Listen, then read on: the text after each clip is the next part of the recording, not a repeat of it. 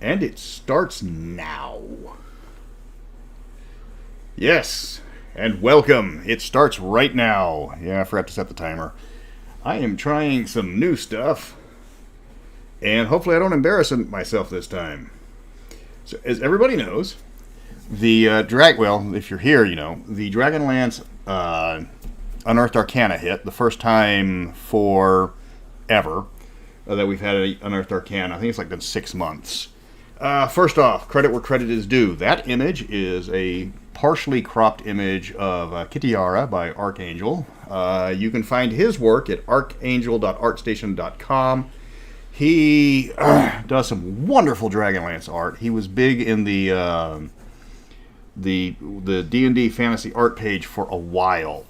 And we'd have a contest, and he would win quite a few. And every time he won a contest, the winner, every time they won, got to select the next topic or the next subject. And it had to be a D&D canon character. It couldn't be someone we'd done before. And it couldn't be somebody that was... Sorry, still got cat hair. It couldn't be someone that we considered cliche, which is Elminster and Drist. And every time he won, we were doing the Fellowship of the Lance. And Katiara was... Actually, he didn't nominate Katiara. Somebody else did. Kitiara, whatever. And so we got Raslin and Cameron and Racelyn and Cameron and all of that. This started about 1 minute ago. So he did some wonderful art. Okay, so... Dragonlance is there's no official book yet, but this is the first stages of it. So this is where we're going to be seeing something. No, I just have too many cats and an allergy. So what's going on is we're going to play test the hell out of this one. And then we're going to tell them whether we like it or not. Well, it's time to take a look at this. Long hair cat allergy, not enough antihistamines to clear the throat. Oh God, I love my immune system. We did have them at the D&D Fantasy Art page on Facebook. Sadly, when they changed Facebook, when they changed the way the groups were handled, it became almost impossible to do the contests.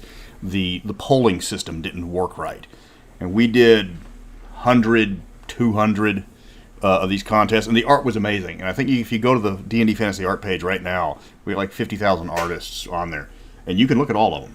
It was just amazing. Okay, so long story short, they've been trying to get Dragonlance to 5th edition for the longest, and Weiss and the Hickmans had a huge fight where they were paid to write these books. And you may have heard about this one, I think, a year ago. For whatever reason, one of the guys was trying to save money at Wizards, and he said, you know what? If we don't approve their books, then we don't have to pay them. And that's not how writing works.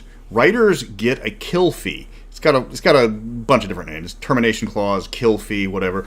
It's essentially... okay, we don't want to publish your book, but we've already contracted you, so here's an agreed-upon amount. You're going to stop writing. We're going to give you a bunch of money, and this project is over.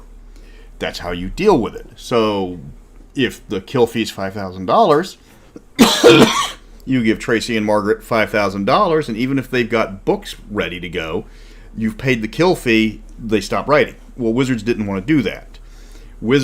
Somebody decided, you know what, if we don't approve their changes... if we don't approve what they're giving us, and we just turn down everything constantly, we never have to pay them. Well, that started a lawsuit. And they're not the only ones that did this. They also did it with Gale Force 9. And it was, all the lawyers were salivating. It was like, I deal with copyright lawyers because of, my past history. And yeah, all the copyright lawyers were just drooling because this was just such an egregious violation. And they weren't even trying to disguise what they were doing. And it doesn't work that way.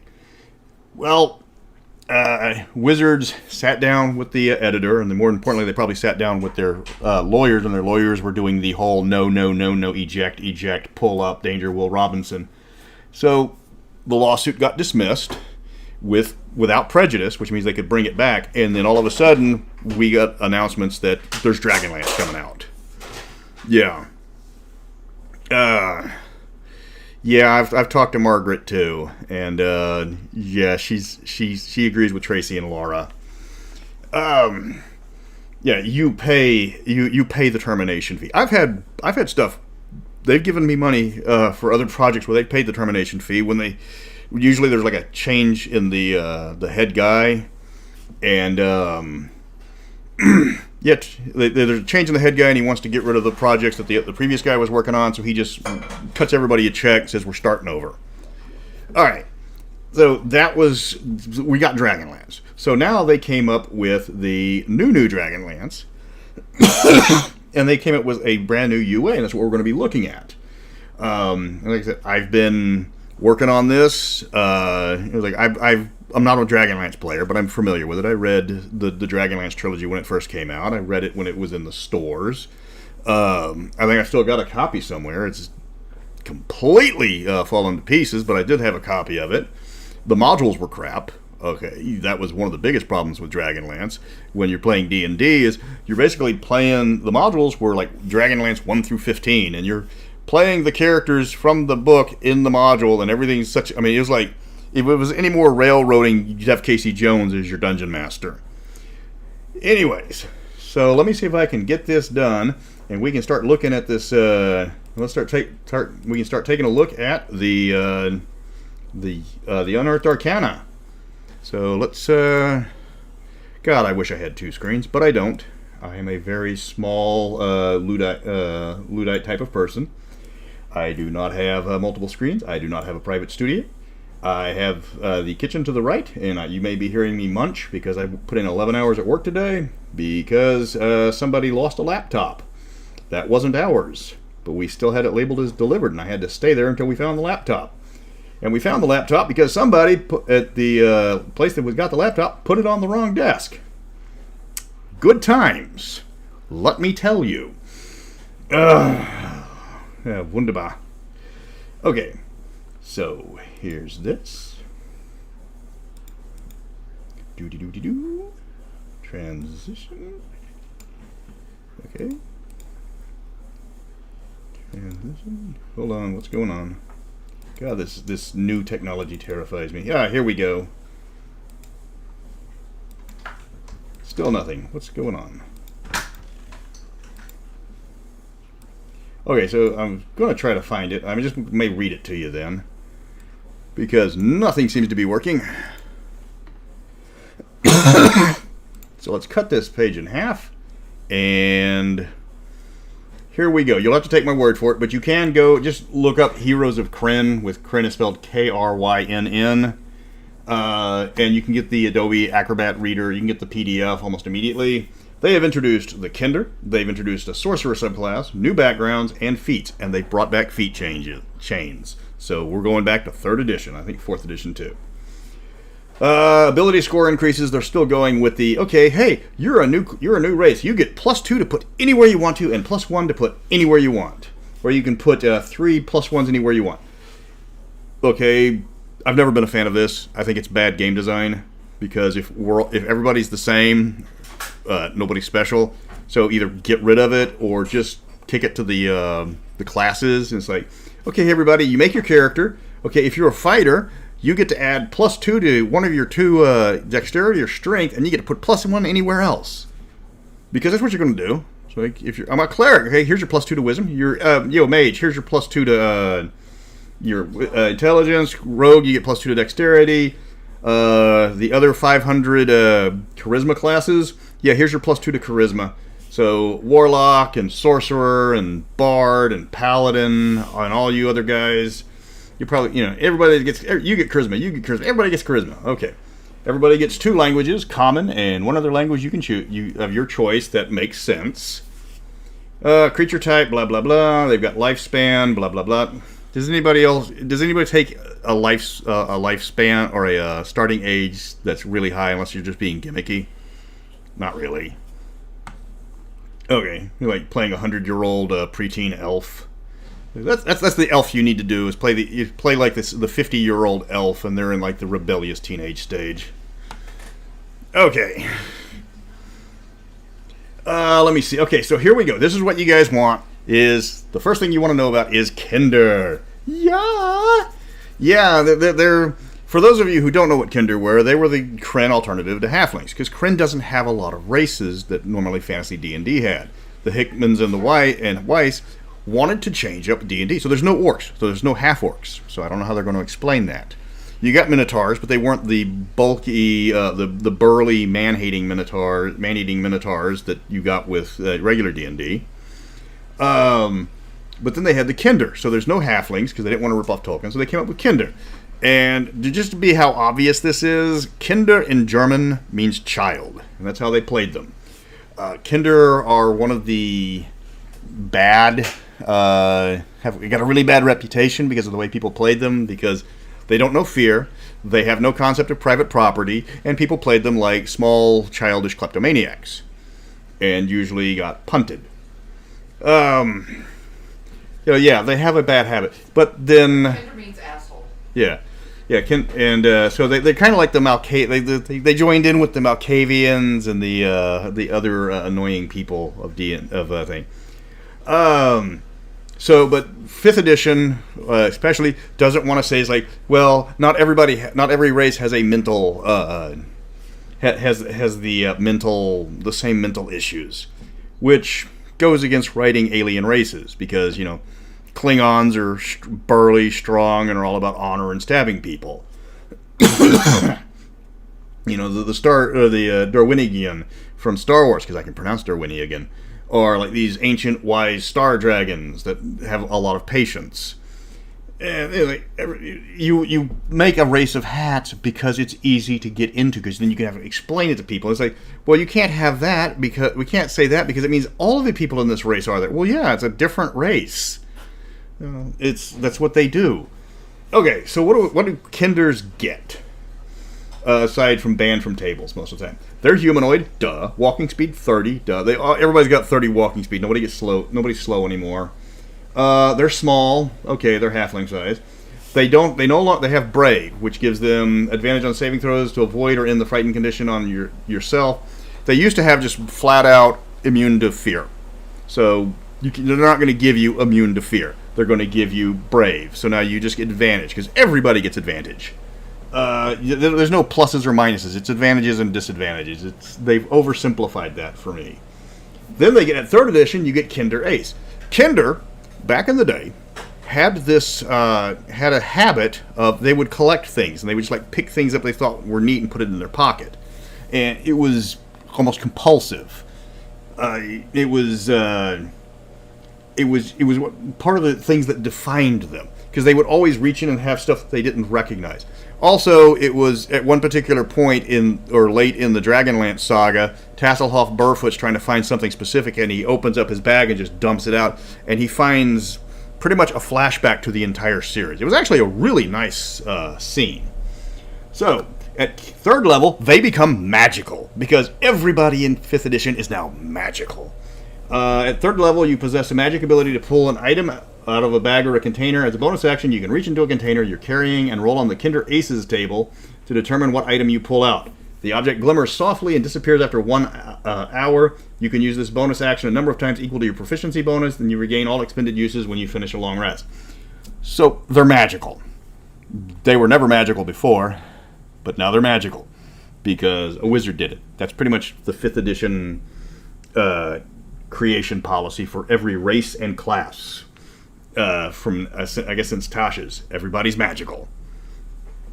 And you can get 5d6 gold pieces, a simple weapon of your choice with the light property, 1 item of your choice from the adventuring table in the player's handbook, 1 random item from the trinkets table, your crowbar or a grappling hook, or 1 tool from the player's handbook that doesn't cost more than 10 gold pieces.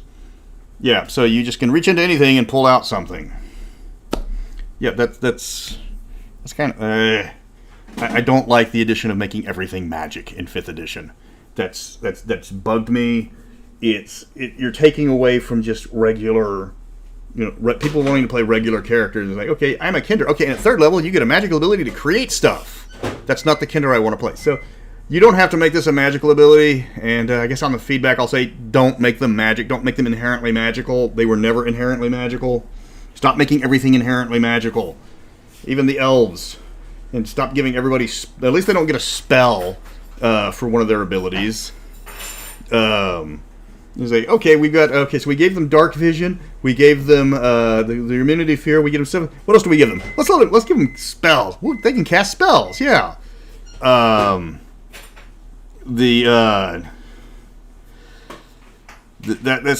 something I've noticed, and even it's getting to the point of it's hard to ignore, and it's okay. And the last ability is they have a taunt. It's a supernatural ability, so it's magical.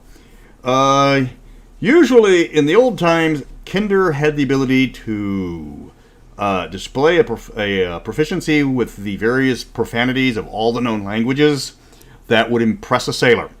And this time, they can still do it, but it's magical. Rather than making well-informed and highly detailed observations about their mother. Anyways, you get this, and like they're doing now, you get this bonus action a number of times equal to your proficiency bonus, and regain all expended uses when you finish a long rest, because short rests are going away. Okay, so that's the Kinder. Let me see. Yes, everybody's magical, and everybody's magical, nobody's magical. And then, okay, so what do we got? Okay, so now we have Lunar Magic. Dragonlance had all of their wizards belong to one of three schools, or at least the ones they talked about.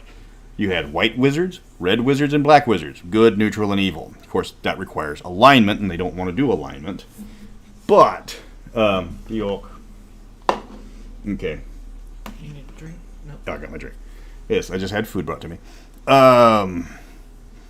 Yeah, and it was, so like Raceland started off as a red wizard, which was neutral, and he went to the Great Tower of Sorcery, and he came back evil, and that was one of the major sources of the conflict in the story was Raceland and Cameron. And I've always liked Cameron. He is one of the only two D&D characters that I know of that is left-handed. And the first book my father ever bought me that I remember reading was, "Hey, you're left-handed. You're not a freak." Here's a book which is just a bunch of famous left-handed people, the same as you, and they're also not freaks. But yeah, I noticed Cameron was left-handed in all the books because us Southpaws know our own. Like when the image of Scarlett Johansson with the cleavage where she's signing autographs, and the first thing you hear somebody goes like, "Hey, she's left-handed." Anyways, so we got a Sorcerer subclass, and Sorcerers are new to Dragonlance because Sorcerers came out in tail end of third. They tried to make a haphazard one for second edition, but it came around. It came out badly. Okay, so they're trying to make Kryn. Anybody can take anything from this one and make it their own. So you can have a Lunar Sorcerer, but they don't have to be from Kryn. You can put it anywhere. So instead of saying red, white, and black, because that's colors and you can't have colors. So what are you saying? Are you saying the Apaches are always neutral? No, I'm just saying anyways.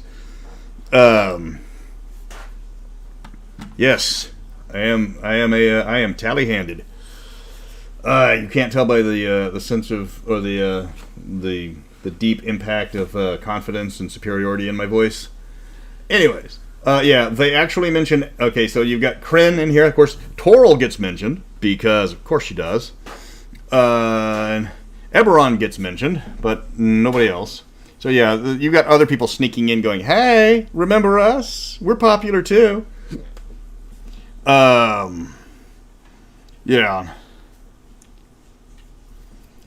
Anyways, let me see. You or someone from your lineage has been exposed to the concentrated magic of the moon or moons of your world, imbuing you with lunar magic. Perhaps your ancestor was involved in a druidic ritual involving an eclipse, or maybe a mystical fragment of a moon crashed near you. However you came to your magic, your connection to the moon is obvious when you cast sorcerer spells, because you put on this really nice sailor outfit and get long blonde hair, and you know that's how people are going to play it. You really know that. It's like, I'm Sailor Uranus. Anyways, let me see. So you roll on the... Okay, so however you come to your magic, you roll on the Lunar Magic chart. Are you saying I'm depressed? Let me see. Yeah, so when you consult the manifestations on the Lunar Magic table, then you can choose how your connection to the moon manifests. You glow with a faint light that matches the color of a moon from your world. Okay, I'm going to be the invisible moon from Mystara. Your pupils shift in shape, matching the current phase of the moon from your world. So when all your students suddenly gain weight, yeah, that's no, it's pupils of the eyes.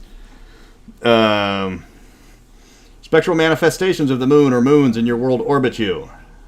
And your shadow is limed in faint light if it was a lunar body during a solar eclipse. Okay, so here's your features for your moon sorcerer. You call down the radiant light on the moon on command. You learn Sacred Flame, which doesn't count against the number of sorcerer cantrips you know. When you cast the spell, you can target one creature as normal or target two creatures that are within 5 feet of each other. Alright, let me see. Lunar Embodiment. You learn additional spells when you reach certain levels in this class, so you get a lot more spells. And they're all moon-related, or dream-related, or rest-related. When you choose a long rest, you choose what lunar phase manifests its power through your magic. Full moon, new moon, or crescent moon, because screw you, Gibbous. While in this chosen phase, you can choose which category of spells. After a long rest, you pick whether you have full moon spells, new moon spells, or crescent moon spells. And you get those spells. Yeah, that's okay. Yeah, it's just good, evil, and neutral. Okay, Lunar Boons. This is your 6th level ability. The moon stuff is you get like full moon gets aberration and conjuration, new moon gets evocation and necromancy, crescent moon gets divination and transmutation, and Gibbous can still suck it. Whenever you use a magic feat from the Lunar Spells, you get a discount on your sorcery points. So you can cast you can reduce the number of sorcery points spent by 1 to a minimum of 0. You can reduce the sorcery points spent for your meta magic a number of times equal to your proficiency bonus, and you regain all expended uses when you finish a long rest. Alright, yep. Waxing and waning. You gain greater control of the phases of your lunar magic. As a bonus action, you can spend 1 sorcery point to change your lunar phase for a different one. So yeah, it's all about changing out that bonus spell list. Let me see. Do you guys want to hear what the spells are? Because there's like 5 for each category. Lunar Empowerment, 14th level. The power of the lunar phase saturates your being. When you choose a lunar phase to affect your magic, you also gain the following benefit with that phase. Wow, this is like I'm so used to playing werewolf and only seeing 3 phases of the moon. It's like that doesn't, it's like the theurges and the galley. Okay, let me see. Full moon. You get to shed a bright light in a 10-foot radius and a dim light for an additional 10 feet. All you have to do is turn around and drop trowel. New moon. You get dexterity stealth checks. You get advantage on dexterity stealth checks. When you're in dim light or darkness, attack rolls have disadvantage on you.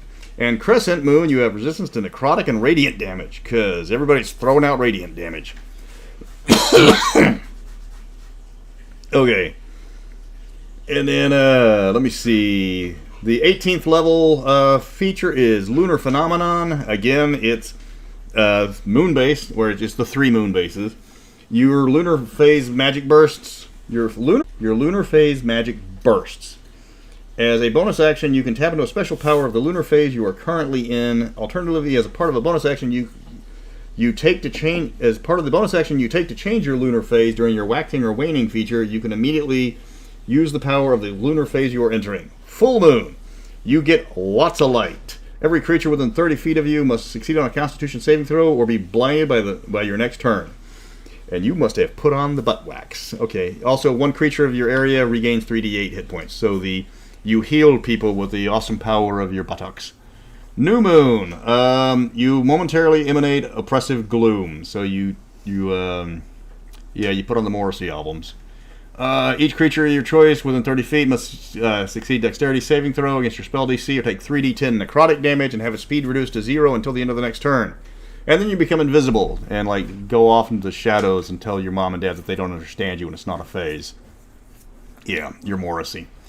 And then the crescent moon. You slip through light and darkness. You can magically teleport to an unoccupied space you can see within 60 feet of yourself. In addition, you gain resistances to all damage until start of your next turn. Once you use a phase's bonus action, you can't do so again until you, say it with me, finish a long rest. Unless you spend 5 sorcery points to use it again. Okay, backing up a bit, you get your Lunar Spells every other level until you get to level 9. In which case you've got all 5 of them. Let me see. So Full Moon, you get Fairy Fire, Moonbeam, Death Ward, Freedom of Movement, Mass Cure Wounds. New Moon Spells, you get Dissonant Whispers, Darkness, Bestow Curse, Everard's Black Tentacles, and Mislead. Crescent Moon, you get Sanctuary, Blindness, Deafness, Phantom Steed, Hallucinatory Terrain, and Dream. Yeah, I don't get the Crescent Moon. I think that needs to be a like half moon because Like a cleric. yeah, because it's the Crescent Moon is right before is coming out of the new moon, but you've still got 2 more phases of the moon to go before you get to the full moon. Anyways, okay, so that is the Moon Sorcerer. Yes, with your shiny buttocks that you get to fight. You get to fight evil with, or you get that whole that swooping bang haircut and just like mope around a bit. Okay, so you got some backgrounds. All right. Let me see. Knight of Solamnia, because everybody loves Sturm. Sturm was the ultimate knight in Dragonlance. His mustache alone accounted for about 14 dragons in the final battle. You strive to be a valorous warrior known as a Knight of Solamnia. Strict rules guide your every action, and you work to uphold them as you strive to defend the weak and oppose all forms of evil. Your honor is as important to you as your life. You get Athletics and Survival, 1 type of musical instrument, which everybody will obviously be picking the electric guitar, because nothing like a guy shredding in a full plate. You get 1 language of your choice, and you get a bunch of equipment that nobody cares about. You get the Squire of Solamnia feat, presented later in this document, and you get free lodging and food. Let me see. Building a Knight of Solamnia character, blah, blah, blah, blah, blah. You guys don't care about this. This is just more of those random charts that you have to roll on to get your personality. Or you can just choose it like everybody else does. They say if you want to take an unusual take on a Knight of Solamnia, consider playing a bard for the College of Valor, or a barbarian devoted to the ideals of the nature god Habakkuk. Habakkuk. Habakkuk. Habakkuk. Habakkuk. I have no idea who that is. Okay. Or you can be a mage of high sorcery. Your talent for magic comes from the attention of the mages of high sorcery. Okay, that's kind of in the name there. An organization of spellcasters that study magic and prevent its misuse. You have trained among the mages, but whether or not you'll face the dangerous test required to become a true member of the group remains to be determined. Your passion for studying magic has likely predisposed you towards one of the other organization's 3 orders: the Benevolent Order of the White Robes, the Balanced Pursuing Order of the Red Robes, or the Ruthless Order of the Black Robes. In the world of Kryn, many refer to the mages of high sorcery as the Wizards of high sorcery. The organization accepts more wizards, though, with bards, sorcerers, warlocks, and other spellcasters included among their ranks. Yeah. Yes. Backgrounds now give you feats. That got started in the Harry Potter ripoff book, where every background gave you spells as well as feats. Okay, Mages of High Sorcery, you get Arcana and History. Well, duh. You get 2 languages and a bunch of equipment that you don't care about. You get the Initiative High Sorcery feat. And you get to roll on a bunch of charts that you can just pick. Oh, we have a gray warning box. Mages of Dragonlance. Dun dun dun. In past presentations of the Dragonlance setting, several of the Dungeons & Dragons modern spellcasting classes didn't exist. To accommodate these classes, the group known as the Wizards of High Sorcery has evolved into the Mages of High Sorcery. The group's distinctive orders and signatures robes remain, but the organization now accepts members from a broad range of spellcasting traditions.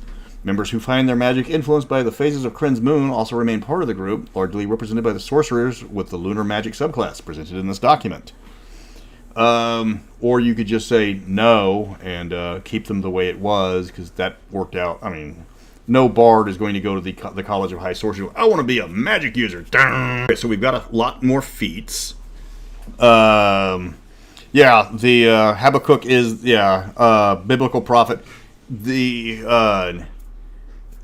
Dragonlance saga is got heavy ties to the Book of Mormon, and that's no secret. to the point of Gold Moon and Riverwind have like strong Native American ties. Gold Moon with or without her pants, though the pantsless Gold Moon only appeared once, and then apparently I guess Elmore drew her that way, and then the axe that hit his door after Weiss saw the initial art convinced him to never draw her without pants again. Okay, so let me see. We have a lot of feats. And a lot of them have prerequisites. Oh boy, they're back. I love prerequisites. Okay, so you've got Adept of the Black Rose. You have to be 4th level, high sorcery initiative feat, and any non-good alignment. Alignment is back. Oh my god, I am so happy alignment's back. Seriously, I am ecstatic that they're actually putting alignment back into the game, because that's a major part, and it was tied inherently to Dragonlance. Yeah. Trace Hickman was Mormon. Yes, yeah. So let me see. You get Adept of the Black Rose. You get more spells. You get Life Channel. You channel your life source in the power of your magic. Let's see. You get to spend hit. Okay, this lets you spend hit dice to do something. Spend a number of hit dice equal to the level of the spell. Roll a number of hit dice equal to half the number of hit dice expended. Round it up. And the damage of the triggering creature takes increases by the amount equal to the total of those rolled dice. So yeah, you can burn. They let you burn hit dice rather than just trying to heal up. You can now use it for your spells with these feats. Let me see. Adept of the Red Robes. Blah blah blah. You gain more spells, magical balance when you make an attack roll, an ability check, or a saving throw. Roll a 9 or lower on the D12. You can use a reaction to balance fate and treat the roll as a 10. But your reaction is only your reaction is used off when it's not your turn, I guess. Well, no, you can react to that, but still, that's unusual to use a reaction when it is your turn. Usually, you react to something that you're doing rather than you'd think it would be their bonus action, but they say specifically it's their reaction. Thank you, Zen Gunman. Caldwell, yes. Okay. Adept of the... Yes. Caldwell drew the covers. I could have swore it was Elmore, because Elmore only draws one face on women. I mean, he's a great artist. He draws a very nice female face, but he only draws one female face. Oh, thank you, Dean Paul. He definitely... Actually, he wouldn't have to drop trow. He'd just have to, like... just polish it up. And just, blind... be blinding dragons that were walking around without a hat on. Yes, Lord Soth was related to the Black Rose Order then they stole him and put him in Dragonlance. They stole him from Dragonlance, put him in Ravenloft against Weiss's wishes because she had further plans for him. And then she threw a hissy fit, and that's the wrong term for it. She got pissed. That's the term for it. She had every right to be pissed. Yes, let me see. Does it include saving throws? Let me see. Saving throw, ability check, or attack roll. Yes. So she got pissed, and eventually they killed off Lord Soth because she wanted him back in Dragonlance, and of course Ravenloft doesn't give up its Dark Lords. And it was a huge, it was a huge source of contention. But yeah. Let me see. Adept of the White Robes. Blah, blah, blah. Protective Magic. You get spells. Yay, whoopty. Protective Ward. Whenever a creature you can see within 30 feet of you take damage, you can use your reaction again. Well, happens outside, so yeah.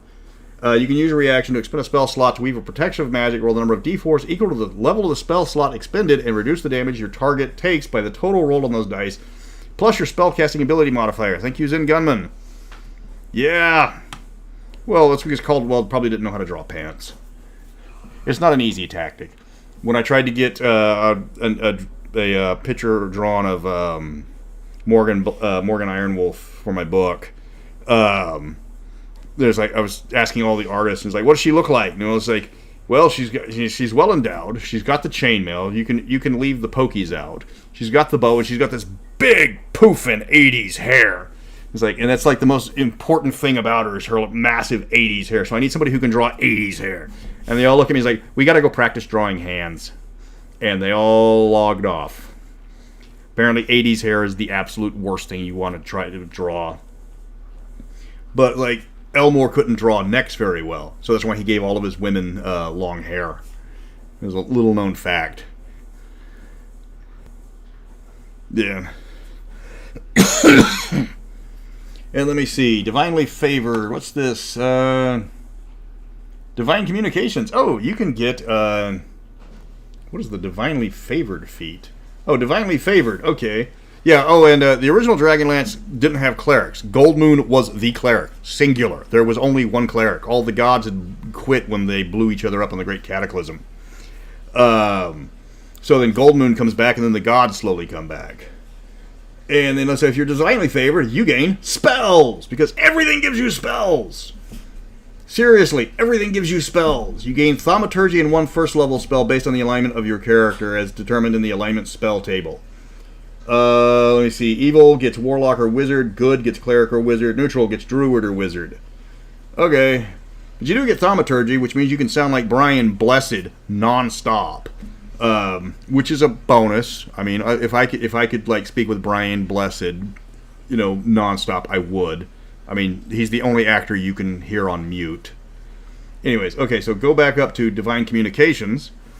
Let me see. So you have to have Divine Favor to get Divine Communications.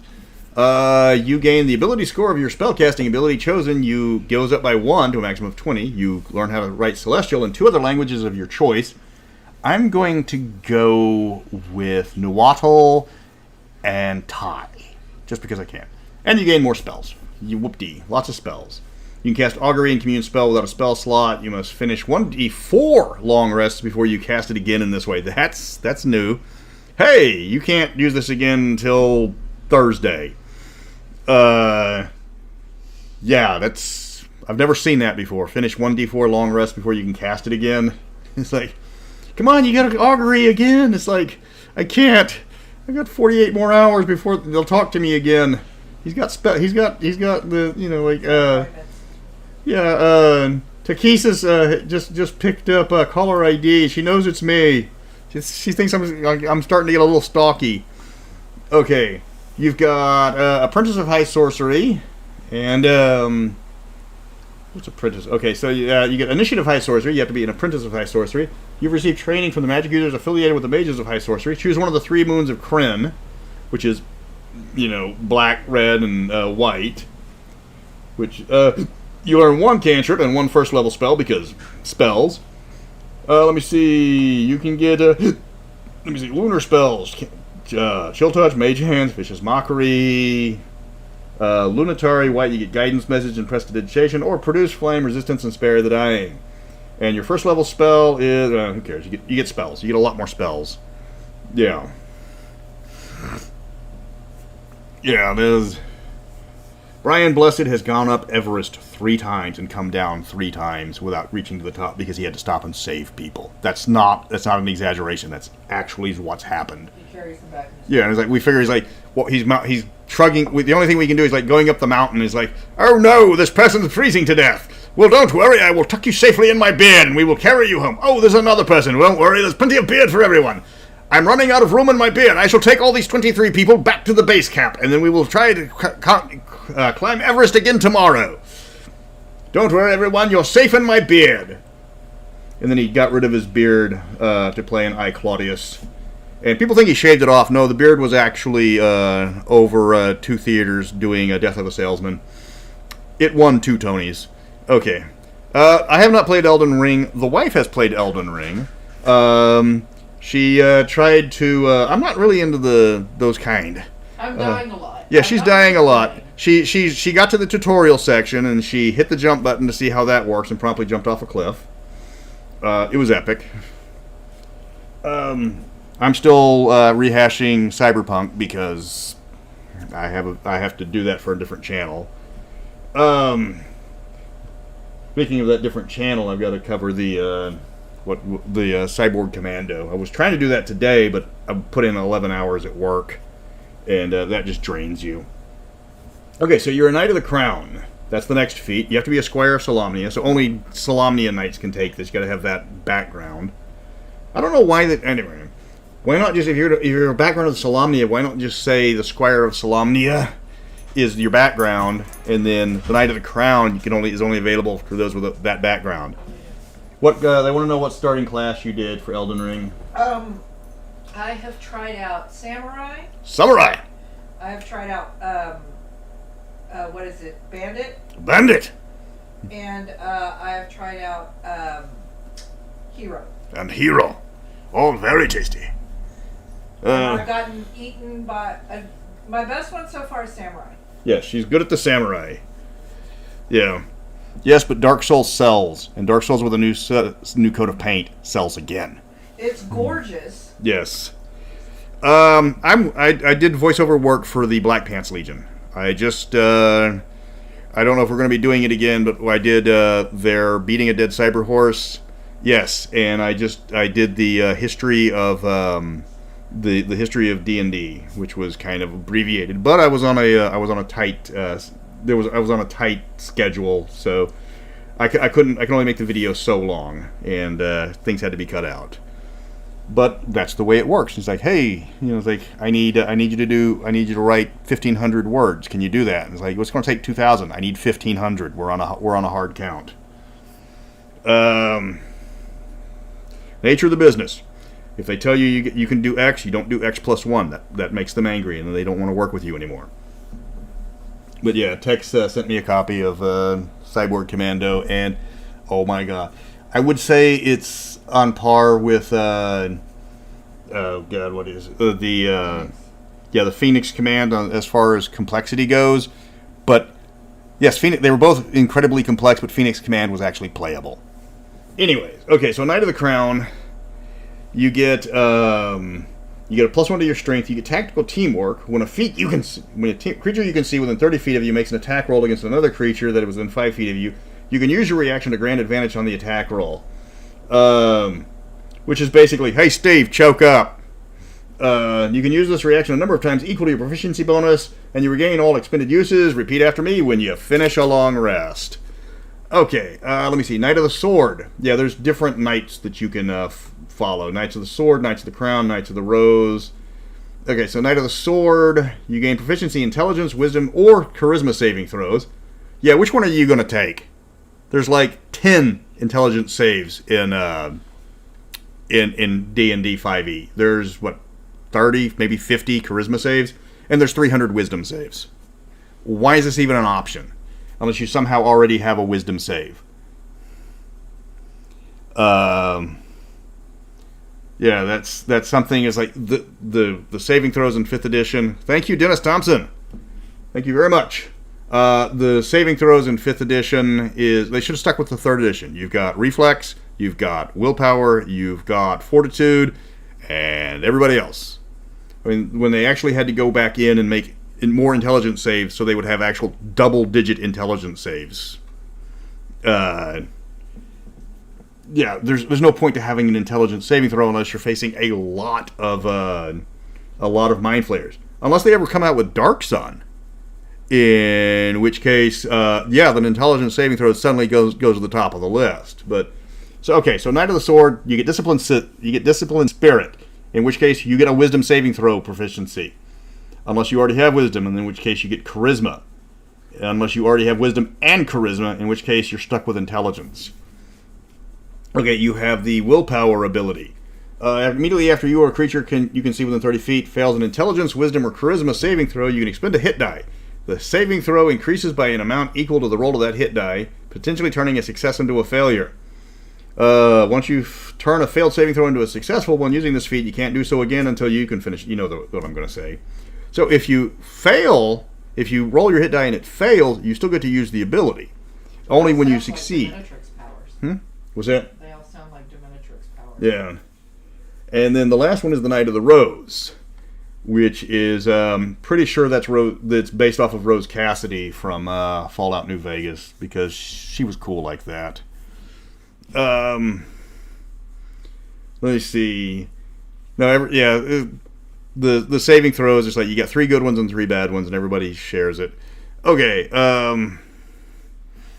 Yeah, but mind flayers are resisted by people with smart or more smarter people. Okay, so you are Knight of Salami Alliance. Okay, your group is known for leadership, justice, and wisdom. and shotguns. Okay, you increase your Constitution or Charisma score by 1 to a maximum of 20, so you're increasing your Constitution. Bolstering Rally. Well, no, because this is not restricted to fighters or paladins, because anybody can take I think anybody can take the Knight of Solamnia, which makes, hello, I am a rogue and I like stab people and I'd like to be a Knigget. And it's like, okay, good, there you go. Here, and it's like, congratulations. Here's your tabard, here's your helmet. Yes. Go forth. Yes. Here's your sword, here's your shield, go fight evil.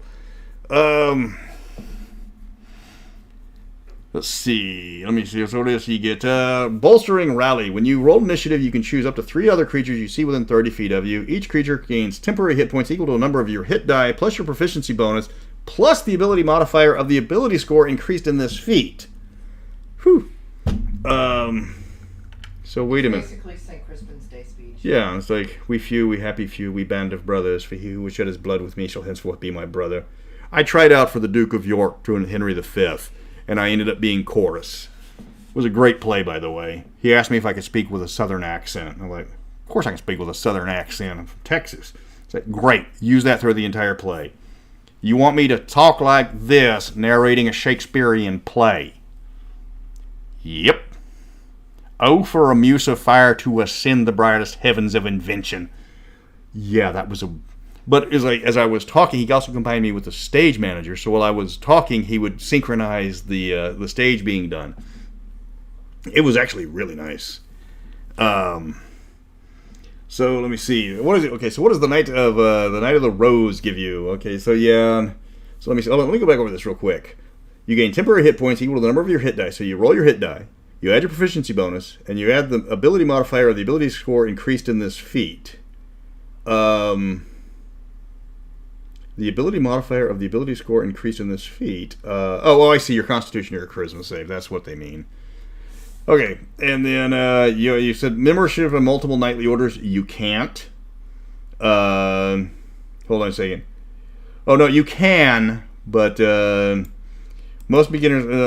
You move on. Okay, most Knights begin as members of the Knights of the Crown and then move on to join other orders. Okay, so yeah, you can actually keep multiples. Let's see. Squire of Solamnia. Your knights. Okay, so this is the one that you get from being the background.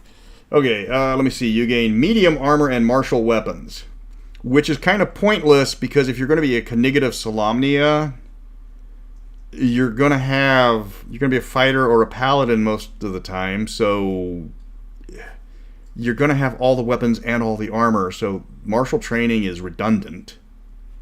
Anyways, I mean, it's like I'm gonna cleric. I mean, I guess that's what you could do. You can be a cleric and do it. Defensive rider, you gain advantages on saving throws made to avoid falling off a mount. Okay. Mounted combat's not that common. Okay. Then you have encouraging rally. When another creature you can see within 30 feet of you makes a saving throw, you can use a reaction to inspire them. If the target can hear you and understand you, it gains advantage on the saving throw. Once you use this reaction, you can't do so again until you finish a long rest. Okay, so yeah, this is the hey Stave, look out roll. It's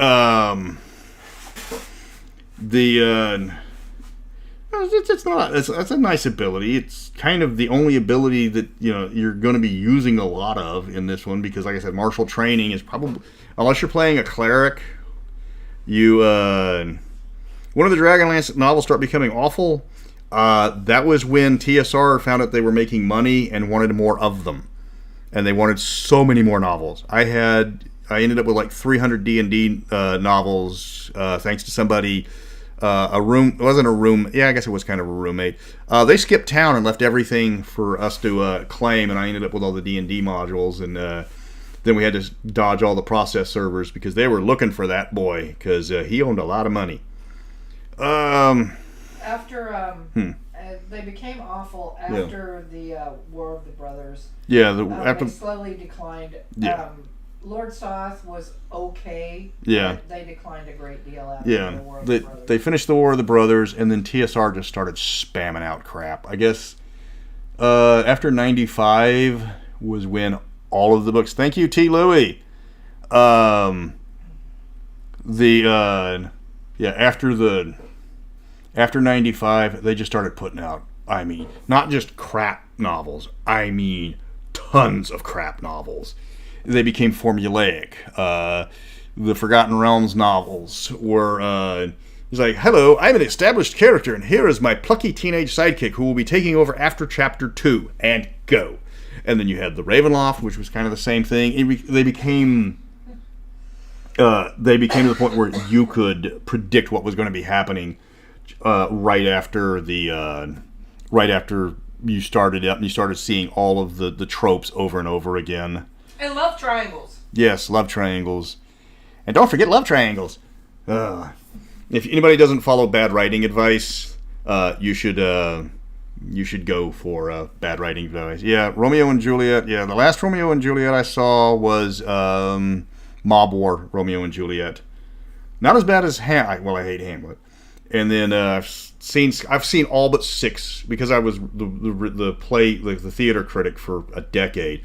I've seen all but 6 Shakespearean plays, and that was I've even seen King John, and nobody ever puts on King John. Mainly because it's about 50 minutes. It's not the 4-hour Hamlet. It's the 50-minute King John, and nobody's going to sit around for 50 minutes and for a 50-minute play because that's just way too short. And don't, like I said, do not get me started on Hamlet. I have seen Hamlet put on so many times that it's just silly. Like Nigerian Hamlet, Italian Hamlet, Chicago Hamlet, Scottish Hamlet, which is just not right. Sorry, Hamlet. Yeah. So we've got Naked Hamlet. Yeah. After, I guess, 95 was when TSR just went into their death spiral, and they just started putting out crap. And they started flooding the market with crap. And Dragonlance was not immune. Oh my God, Dragonlance was not immune because Dragonlance was still making the money because the books were like, even the first book, Dragons of Autumn Twilight, was like, came out in I think 89. Don't quote me, but it was like 6 years old. It was not an old book. And yes, I do have a way you can donate without giving money to YouTube. I have a PayPal account, and then somebody just set me up another one that I've got to figure out. If you want to look for my PayPal, it's in my About section on my channel. I will be setting up a thing so you can keep track of how much money has been going to the DMG art. I'm still waiting on some of that stuff, and we'll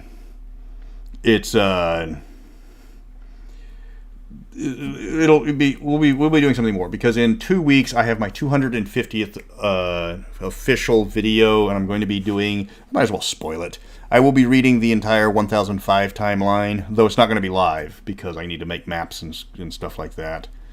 Yeah, my favorite Hamlet was the one where they did like this Shakespearean mix-up where Shakespeare gets knocked down and starts getting all the pages ready for the big play thing, and he gets all the plays mixed up. So he switches Hamlet and Macbeth. So you end up with Hamlet, and Hamlet is like, should I kill King Duncan or shouldn't I kill it? You gotta hurry up and make up your mind. And it's like, if I do it, I will be king. He's getting on his horse, Hamlet. It's like, but if I don't, I will be a loyal servant. You gotta hurry up. Oh, make up your mind, you Danish prat. And then he goes to Macbeth and Hamlet, and he just kills everybody. I mean, he just slaughters his way through the entire castle, grabs Ophelia, gives her a kiss, sits down on the throne and screams, "The end." Yeah. Oh, the Death of Wizard of the Coast could be its own video, and it would be on for hours because they're just they made, I think it was Random House or oh God, what was the name of that bookstore? They were getting paid based on what they shipped out, but not on what they were selling. Autumn Twilight. So okay, it had been about for a dozen years. I must have read it in '88. And so B. Dalton's. I don't remember which one it was. But they would ship this out, and they would get paid on what they shipped out. So they were just cramming out all this just junk. And then then all these guys are sitting there like watching all this stuff collect dust because it was crap. Nobody wanted to play it. It was badly written. They were, they were just throwing stuff together. It was all gimmicky. The dragon dice didn't sell, and then one day somebody came along and said, "Hey, we're invoking the return policy, so here's $7 million worth of product we're sending back, and we need a check tomorrow." And that was the death of TSR. They had to hurry up and come up with like millions of dollars overnight. And then Magic the Gathering was going strong. And that was how they got and that's how Wizards ended up getting TSR. And Wizards ended up getting TSR because of Palladium. Because little known story. And Wizards was not a big RPG company. And I'm talking fast because I've got to wrap this up in a few minutes. But Kevin Symbiotta, death of TSR. Kevin Symbiotta, as everybody knows and loves him, the head guy that gave us Rifts, is one Sue Happy mofo. And Wizards of the Coast came out with a book, I think it was called The Primal Order, which was a conversion guide for all of the different, if you want to convert Dungeons and Dragons to Rifts or to Vampire or stuff like that. And this is how you do it.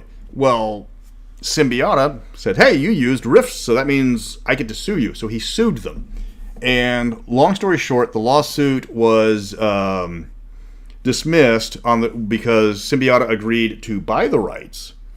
And he bought the rights to the Primal Order, killed the book, and in exchange for the rights to the book, he gave Wizards some money. And then this guy came along. And this guy came along and said, "Hey," it's like, I have this robot game, which is like you're racing little robots around the floor and this factory floor, and things are trying to squash them, and you're trying to go fast, and you're making those things. It's called Robo Rally. What do you think?" And they said, "It's okay. We're not really sold on it. What else you got?" It's like, "Well, I've got this card game called Magic the Gathering. Would you like to try that one instead?" "Okay, we'll try one Magic the Gathering." And then he came back a few years later and goes, "So, about Robo Rally." And that's how TSR died. Wizards Wizards bought them because Palladium likes to sue people. I've heard that story from a dozen people. They tell it all differently, but the facts don't change. So yes, if you want to blame anybody for 5th edition, blame Kevin Symbiotta, because it's all his fault. All of these changes are because he wanted to get a book that nobody bought to do change or to do conversions from one game system to the other. Okay, well, glad you liked it, guys. I will get you more information about the donate to the Mystara DMG as soon as I can. I'll get the new Mad Musings up as soon as I can again, depending on if I work another 11-hour shift, because I can't keep working 60 hours a week. I know we're busy. I know we're slammed. I know gas prices are killing my business right now, but we got to get this stuff moved. And I just find it funny that nobody in my business, we're normally OTR, but nobody in my business outside the dispatch who can't take the time off to do it knows how to write a goddamn airway bill, which means more money for me, but a lot more work. Anyways, thank you for stopping by. Thank you for visiting. Thank you for donating. And I will talk to everybody tomorrow, or eventually. Party on, Bill. Party on, Ted.